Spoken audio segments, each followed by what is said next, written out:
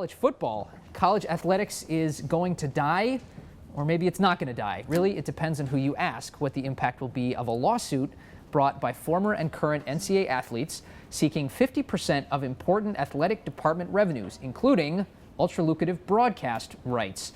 Wall Street Journal's Rachel Bachman has been watching the case. She joins me now. That's a great dress. Oh, thank you. All right, so how much are we talking about here in terms of cash that these players and former players want? Well, it really depends on the school. So, for instance, at schools that make a lot of money, they'll obviously forfeit a lot more money, and it really hinges on the television rights fees, which in the large conferences are going for about $20 million, sometimes as much as $25 million or more per athletic department. And so if the plaintiffs are successful and get everything they want, they would get half of that. I gotta wonder how they'd actually split it up, but that's probably a question that will be asked later. Yeah.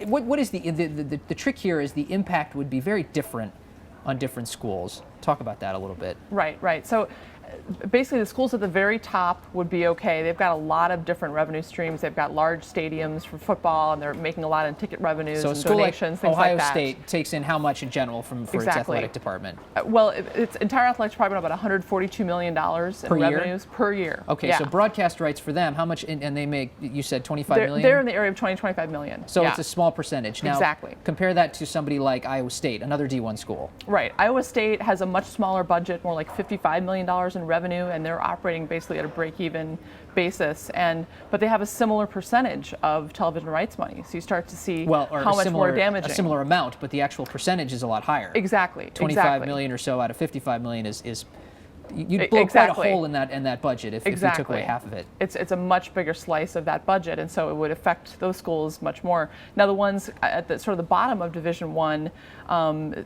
like Western Kentucky, for instance, which doesn't make a whole lot of money on television rights fees in a smaller conference, it wouldn't affect those folks much at all because they don't rely on that money as much as the sort of the smaller schools in the bigger conferences because that get they those don't big actually deals. get very much TV money? Exactly. It's a much smaller share of their overall revenues.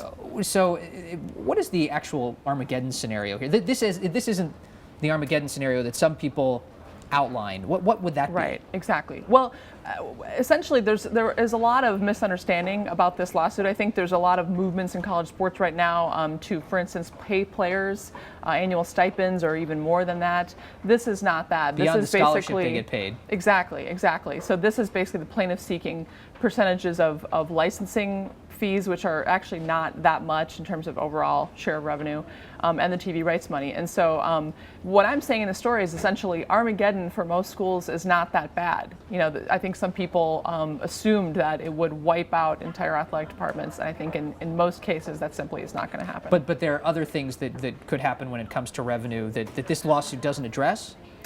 True. I mean, for instance, the stipends. I mean, that's a movement within the NCAA and with larger colleges and conferences. So that could happen apart from this, and that would certainly be an additional burden on athletic departments. Because you'd in effect have to start offering players contracts, offering to pay them to come play for you, and then a school like Ohio State could afford to pay players more? Or well, that's one of the many things that's sort of being discussed. That's not being seriously considered, actually paying players contracts, but for instance, filling in the gap between the scholarship that athletes get and the actual cost of attendance, incidentals, things like that, laundry money and pizza and things like that. Transportation money. Exactly. Who couldn't use an Escalade to drive around campus? All right. Last, antitrust. This is actually going to go to trial. This is an antitrust trial we're going to get? Well, there is a trial date for about a year from now, but as with a lot of antitrust cases, it doesn't seem likely that it'll actually get to trial. The stakes are very high.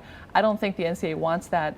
It's up under for consideration for class action certification now, and if it got that, the stakes, of course, are much higher. There would be thousands of athletes included instead of the about 20 that are signed up now, and so I don't think the NCAA wants to go to trial with those stakes. So for all of us watching, that's the next thing to look for is whether or not this gets granted class action status? Exactly, and that could happen within a few weeks. All right, we'll be looking for it. Landmark case. Rachel Bachman, thank you. Appreciate it.